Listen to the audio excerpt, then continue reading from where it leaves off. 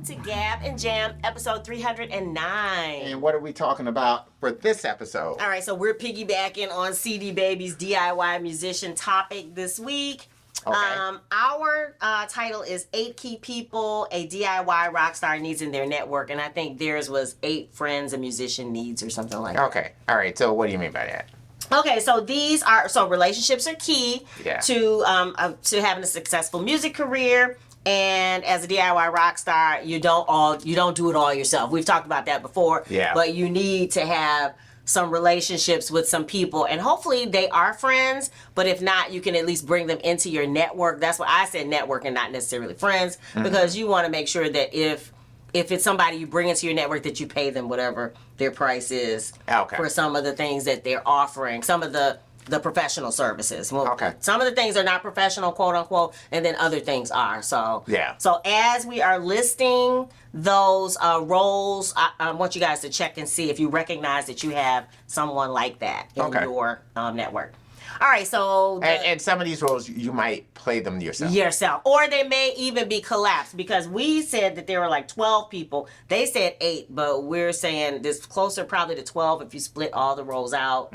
So just be aware of that. All right, so it's, as DIY rock stars, typically we write the music, and but you may need a producer if you do but that. you may have co-writers. You may have co-writers. So that's the thing too. Yeah. Or you may be recording other people's music. You may be doing covers. Yeah. So there's that could be something that you also need. So you know, you may need co-writers, may need writers. Yeah. Might want to look out for other people's songs. Yeah. Or you may be in a situation where, as a DIY rock star, your thing is, hey, I do covers. Right. And that's cool too. So you know. So producer, and then sometimes that person can be your mixer, but they have separated them out. So well, so I think that might be a couple of different steps. So meaning that producer is one thing. So the producer is the person that's gonna help you structure your project, hopefully get the best out of you as an artist. You know, basically help craft the sound of your record, but also a big part of that is the engineer. So you know, meaning that you go, you record someplace. Now again, you may be wearing all these hats yourself.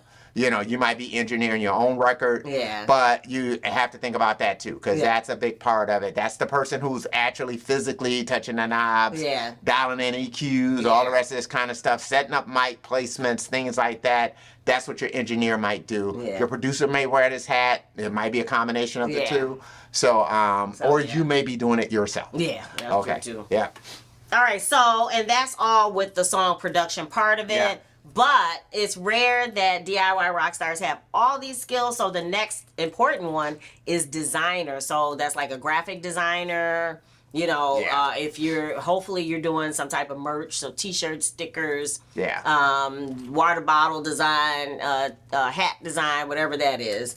Or your CD cover or your band posters, whatever they are. Somebody who has some that can kind of bring your brand to the visual of your bring that to life for you. So, and again, you might be wearing these hats. So, you could you know, But it's nice when you can find someone who sees you for you. But it's different than you. I mean, I know we've enjoyed that when we find someone who sees us, but it adds this extra that we would have never added if we had done it ourselves. So that's kind of, I guess, the beauty of if you find that person. The next person is a photographer, and it could be collapsed with the videographer. Or they may be two separate people. And when they were talking on their podcast, they were talking about how in certain projects they were collapsed. And then in other projects, they had different people do the video. And again, these are things that, to the extent they can be different people, or they can be someone other than you. It's going to probably depend on how deep your pockets are.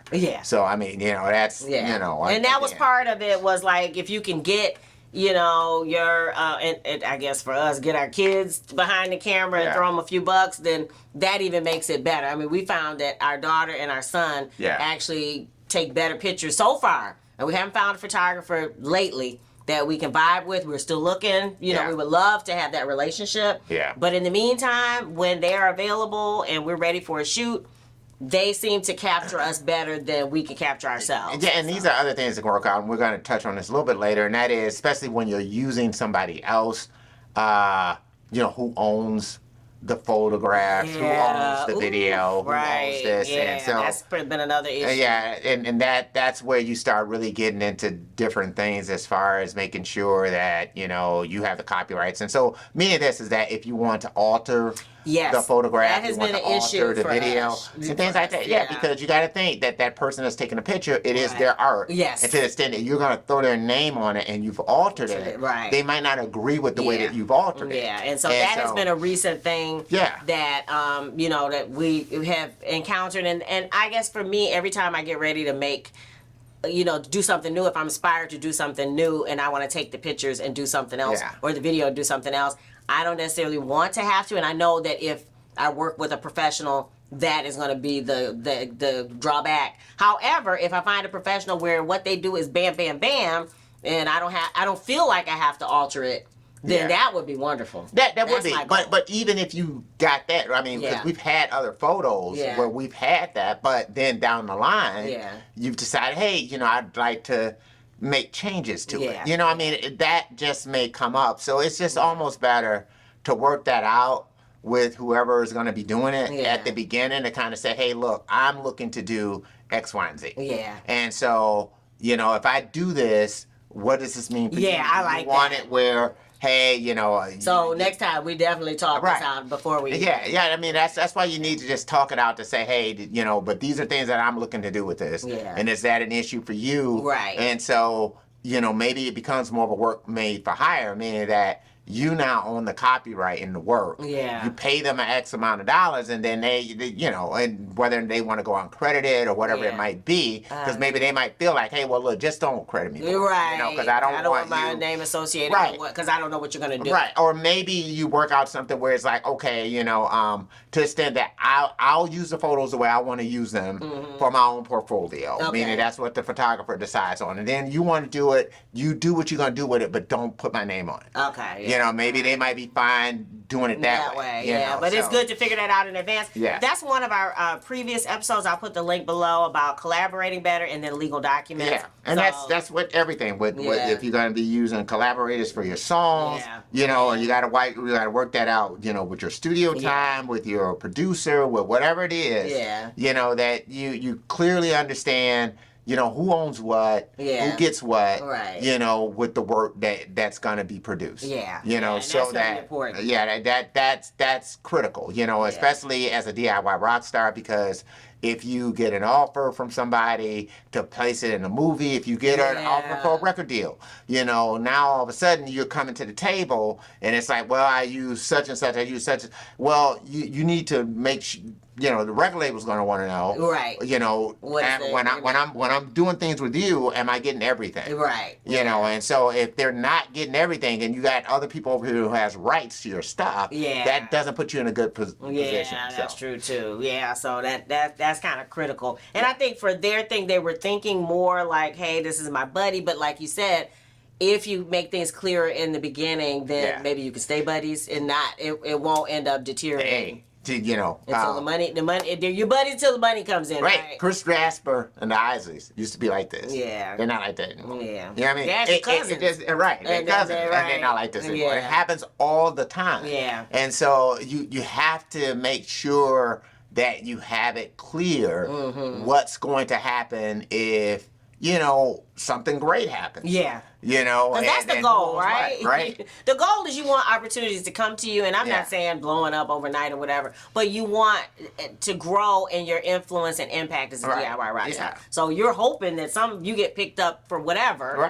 and that you can expand your reach, and that. So part of and that you're not fighting over this. That you're not saying, but that was my such and such, and that and then it does become something that is not a positive experience, and that's not good.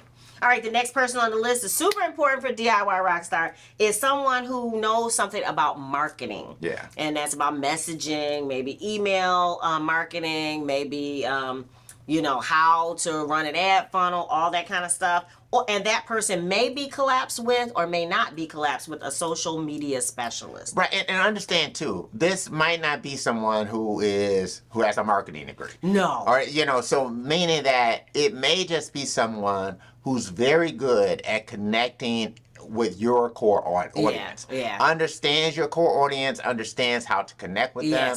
And so that could be it. And again, that could be you. Yeah. You could know that, you know. Or even for us, with the social media specialist, again, we have our son who's helping us with TikTok and with shorts for YouTube and with Instagram Reels, and that has been helping us. We think has been part of the reason that we've been more successful on both TikTok and YouTube. Well, I think before, like when we did our first Tony Webb record and we did it on the old mp3.com, there was a community of you know, bass players and, you know, people who love music that was centered around the bass that had kind of grown on mp3.com. And so, you know, I was able to leverage that, you know, being a part of that community to help the Tony Webb record, you know, do well. You know, so after a while, I got us exposure in Bass Player magazine. That, you know, they got people buying stuff.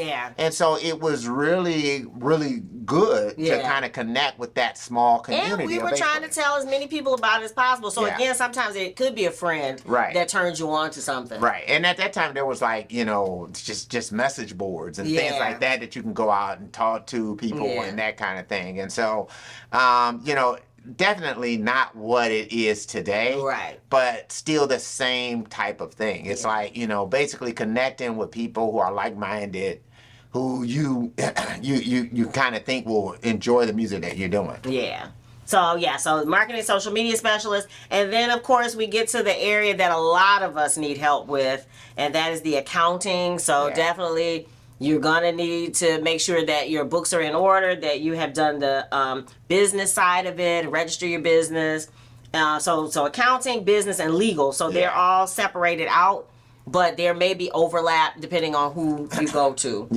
But definitely you're gonna need some type of agreements, arrangements related to legal for sure. Especially if you're dealing with other people that's doing things for you. Again, that kind of touches back on that aspect of be prepared for success. You know, I mean, so that you kind of understand who owns what, who has rights to what. You know, if you don't have rights to stuff, you know, what do you need to do to get those rights? You know, these are all the things that, you know, and if you're a person that's using samples, you know, making sure samples are cleared. If you, you know, if you're doing covers, make sure that you've gone through what you need to do to get those permissions in order to do it. You know, I mean, there's compulsory license, there's things like that. You know, you can always cover stuff, but just make sure that you've kind of, you know, dotted your I's and crossed your T's from a legal perspective, as far as making sure that you've cleared those type of things. And that's the same thing, like even if you're using something like Splice, you know, that's royalty free,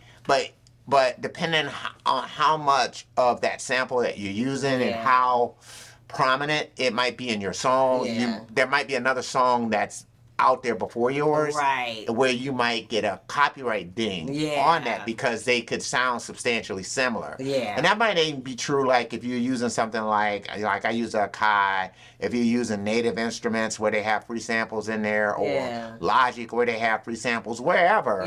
If your song is built around that free sample, you know, where it's kind of identified as that free sample, you could kind of run into trouble with that. So keep that in mind. Wow.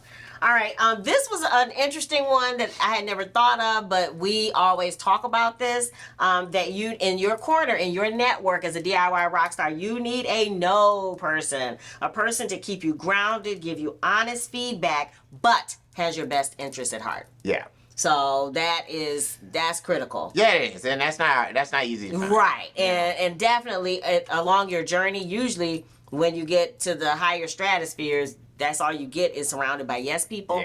And that's not probably a good thing. That's not. Because you definitely don't need that. But you do need somebody who can be honest with you to tell you, hey, no, I don't think that one's it. I think it's this one. And even if you disagree with them, at least you know that they're coming from a place of they, you know, again, they want the best for you and they're just trying to be honest. And that's great. And it feels genuine. It might not be easy to hear that type of stuff, but it is good, you know, to have that reality check.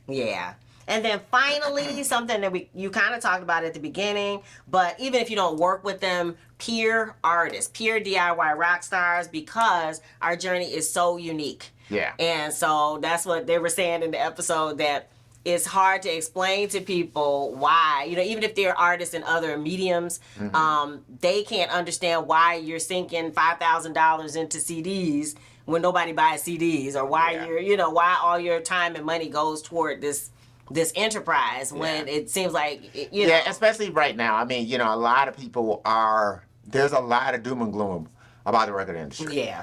You go out on YouTube, you'll see them, hey, the album has died, right? That basically streaming doesn't pay you anything. I've been seeing a lot of people complaining about live, that, live music is, it's hard to do. Wow. Touring is hard. All the rest of this kind of stuff. Even it's we saw this thing with Mitski where she was talking about herself, her DIY tours that she did, and how she loses money a lot of times, but it's just to get the music out there. Again, if you love what you're doing, you're just trying to get it out there. You are. I mean, and that's tough. And we always think that people like Mitski, like, oh, well, she has no worries. She has no, she's surely making lots of money. And I'm not saying she's not making more than us, but just the fact that she would even say that, and that was a very recent.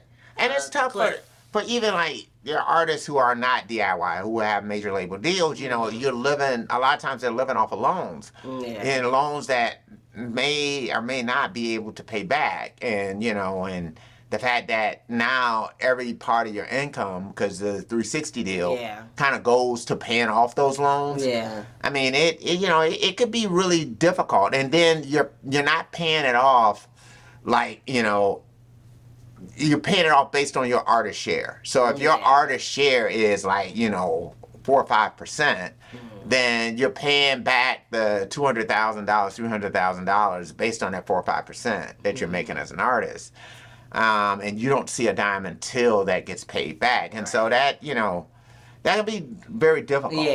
For an artist. As far as, hey, how am I going to make money? So yeah, I mean, it could be a struggle not only for a DIY artist, but even an artist that's signed to a major deal. So even if you're a person that's signed to a major deal, you still kind of have to be willing to work like a DIY artist in order to make sure that you're making the most of that major deal that you got. Oh, yeah, because the record company may or may not do that. On another episode, it was a band from 20 years ago, and they were saying they had a major deal, and they were riding around in the back of a van, and they were making $75 a week, and they all had to share a house, all 8 of them, because that's all they could afford. But that was with the major label. A major label with deal. the manager, with the, the tour was booked through the major label, but it was tough, but that's what they had to go through to get to, 20 years later, now they are seeing success, but... Yeah, but you may have to, again, you may also have to work. Yeah. Even with that major label deal, you may still have to work. You may still need to, this team that you're building, you don't disband it. Right. Once you get your major label deal. You just have to say, okay, we have these additional resources, but we're still going to work what we work. Yeah. Because at the end of the day, major labels are used to artists failing. Yeah, because only 10% or less of what they release actually is successful. So they're fine if you fail. Right. The thing is that you're not fine if you fail. So it's worth the effort. And it's worth it for you to do that extra effort to make sure that you don't fail. So. Yeah. All right, I love it. And what do you guys think? What person do you need in your network to make sure that you or people do you need it? That we didn't touch on? Right. Put it in the comments below. We might add it to the blog post. You guys know there's a blog post that's attached to this, right? In every one of our episodes, right? So put it in a blog post because we could add it in. All right, what else? Obtanium Flow. We're on to our 6th single from Obtanium Flow. So that will be So Restless. It will be, our video premiere will be on Friday, October 20th. At 7 p.m. Eastern Time, USA. So, we hope to see you all there. Yeah. There are t-shirts. This is the Retro Flow. And then we have the clouds, which I'll put on the screen. So links are below. So make sure you check that out. If you dig the vibe and you want to be a part of the tribe, be sure to subscribe. We're wishing you love, peace, and chicken grease.